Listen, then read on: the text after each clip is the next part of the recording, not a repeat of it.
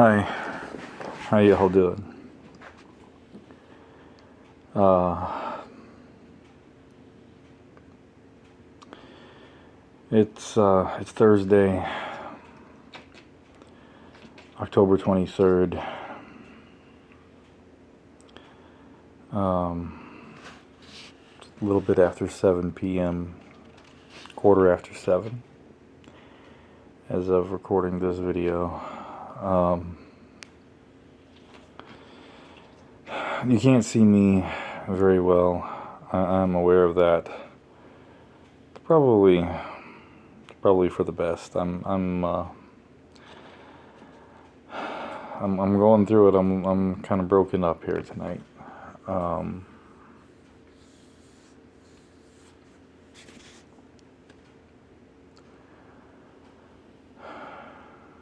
I wasn't gonna do any videos tonight at all. I was just focused on trying to upload the rest out of that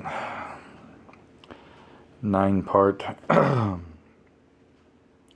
encyclopedia I had made, but the last 2 damn videos wouldn't post. So I figured I would just kind of gloss over the contents of the last 2 videos. And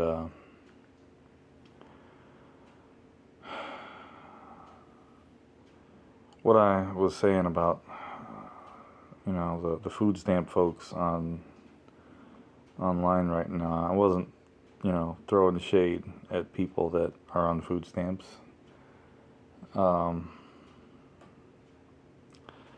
But I do have a problem with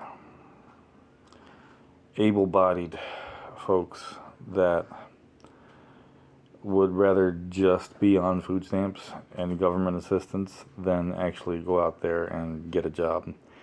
If you got a job and you still qualify for some benefits, have at it. But with the recent changes to the system, trying to cut the waste, because the people that are on it that just want to be lazy, the most they end up doing is making it more difficult for the people that do genuinely need it.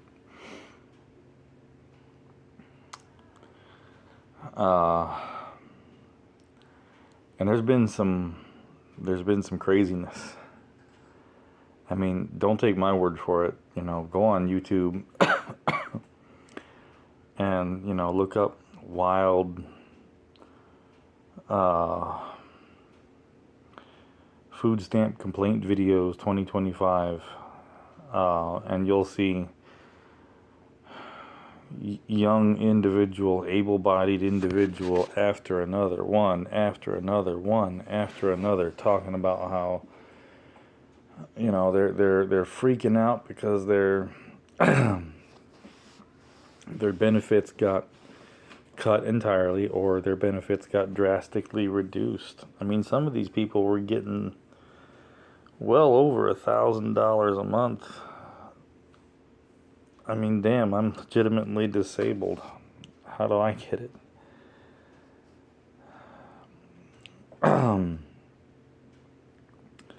It's crazy. There are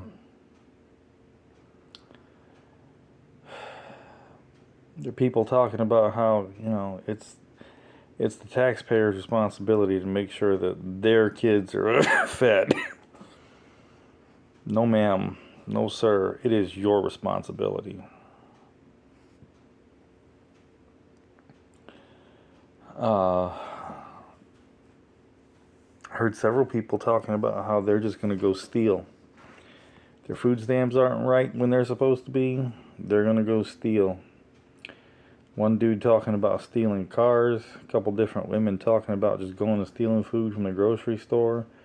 One of them saying, if you see somebody stealing and you say something about it, you deserve to die. It's craziness, folks. The world's gone mad.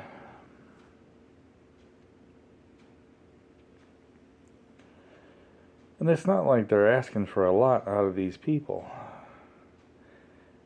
They have to engage in 80 hours a month of community service, I think, or of an actual job. That's a part-time job. That's 20 hours a week. I've never had a job where I've worked less than 40 hours a week. Every job I've had, I have put in weeks way more. Most of the jobs I've had, most of my weeks were way more. And these people are talking about how they don't want to work. One dude says he's a boss. He's not going to go out there and work. Don't seem to be the boss of a damn company, do you? These people are just leeches, man. And it's got to stop. It's got to stop.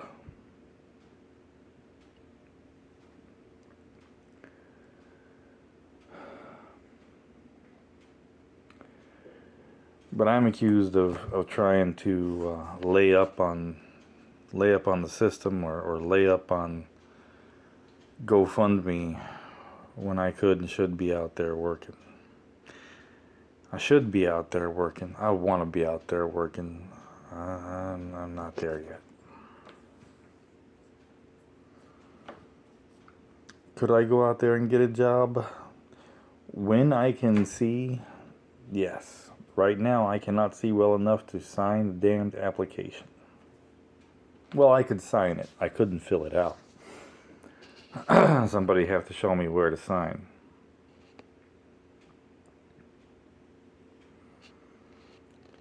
When I could see, yes, I could go get a job. The problem is holding it. I couldn't hold a job. I'm not physically strong enough to hold a job yet. I do a few things around the yard, and I'm kind of all right. Doing that starter Monday, like I said, that had me shot to shit for almost 2 days. And I don't know why. I should be stronger than that.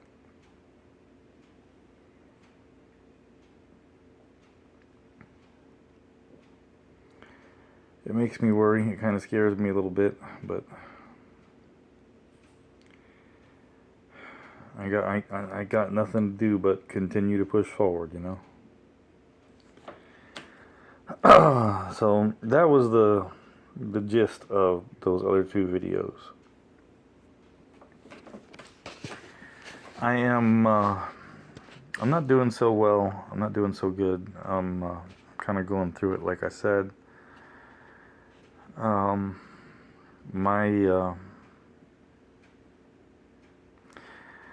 My little dog, Sally Ride,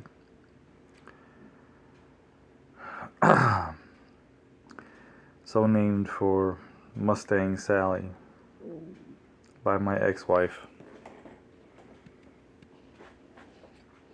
by the great Wilson Pickett. She is dying. And it's not anything that I did not expect. I've felt it in the wind now for a couple of weeks at least.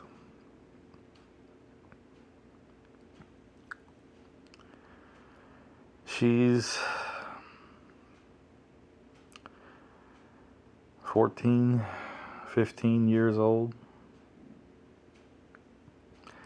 I got her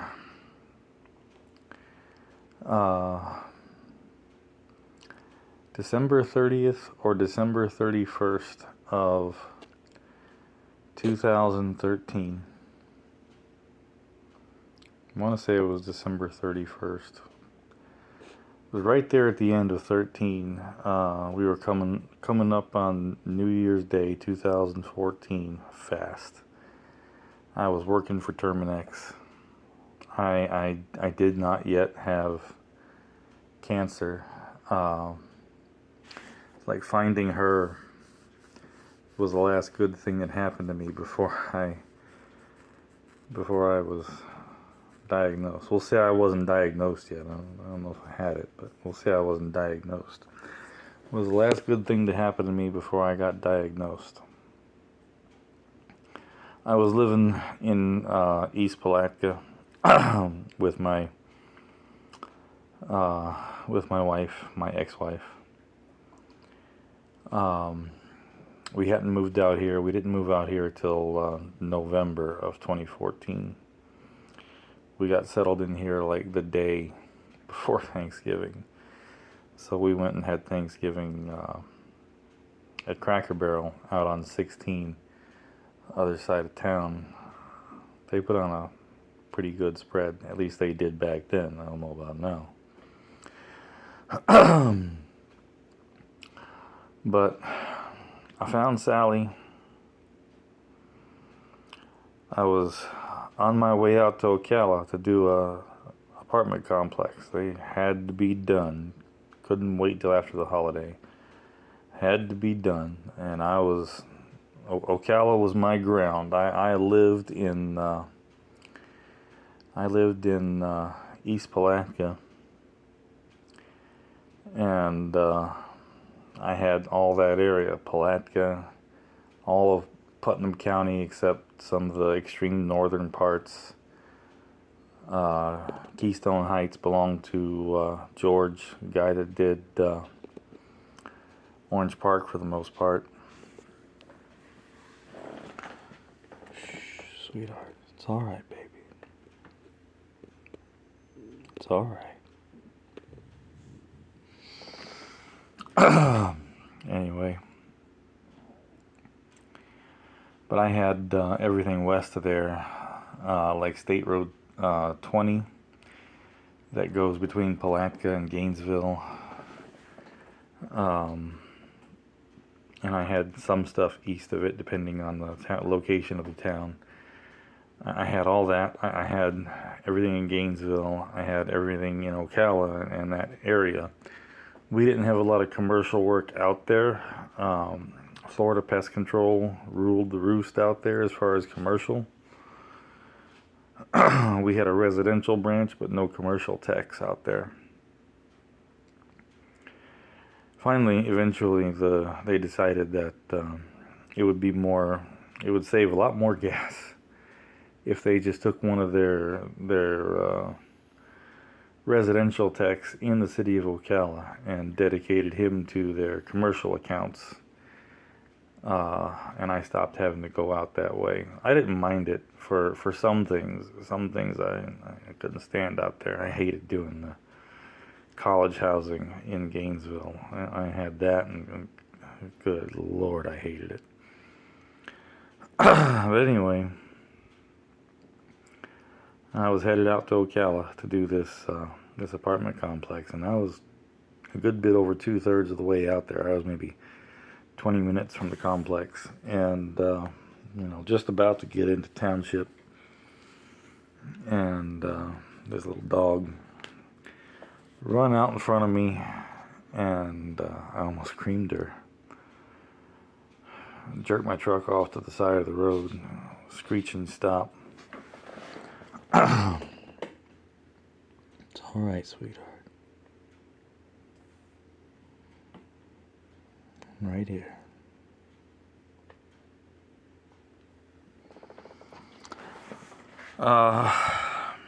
I got out and I was trying to catch her. I probably spent 20 minutes trying to catch her. And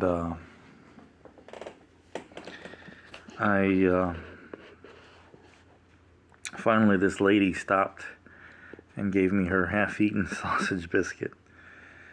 And as soon as food was detected, it was like reeling in a fish, boy. A little bitty brown dog, cute as a button.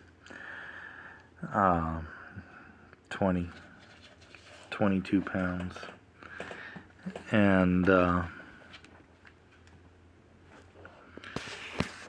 there were some houses around, a few, not a lot, but I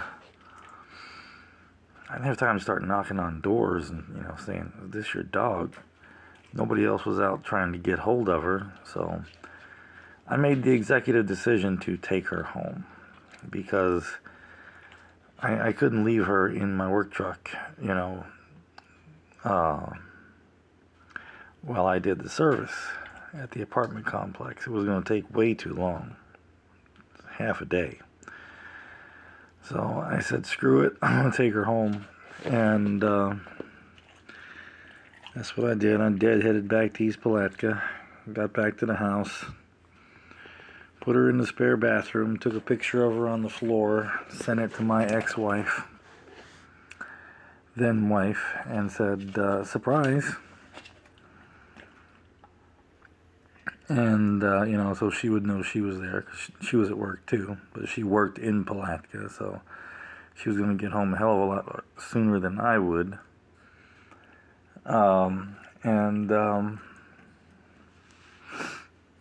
I headed back out to Ocala, so I wasted some company gas that day. Sorry, Robert.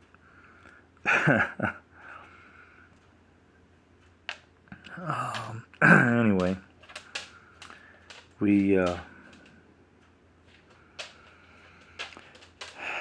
trying to figure out, you know, where she come from. I made sure to remember the area that I found her, and you know, we started checking Facebook and whatnot, and I just realized this single video is running over 16 minutes. 15 minutes? I can't tell which. Hoorah. Anyway, we're trying to see if we could find her owner that way, and my ex actually put up like a flyer on Facebook, and a lady answered a couple of days later and said that I had that dog, but she wasn't my dog. I found her much further into Ocala, and she was then running around and seemed to be lost, so I just took her home. But she said that her and her cat did not get along, and she could never figure out where she came from. So she was going to work on trying to get her adopted out. And so we said, well, you know what? Fine. We'll just keep her. And that's what we did. And usually I name stuff for music or things like that. But for some reason I just wanted to name her Goldie, you know, because she had a really pretty honey golden coat, you know, honey brown gold coat.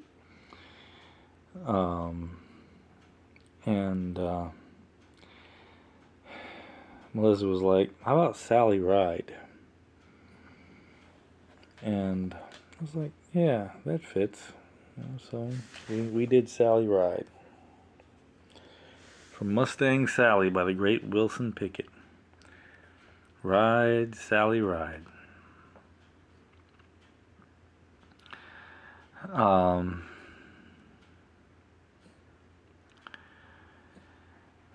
gonna be hard for me to listen to that song pretty soon now. And yeah, she's been with us ever since. Long time. 11 years. Damn close to it. But the vet figured she was already at the very least 2, most likely 3 years old. By the time we found her, you know, so she's 14, 15 years old. She had been fixed, and she had also been microchipped. But the microchip was never registered to an individual, so it's not like we could find, you know, her original owner anyway. So we kept her. And she's been my little girl, you know, family dog, but I was the one that rescued her. Well, I was the one that fed her first. Oh, darling.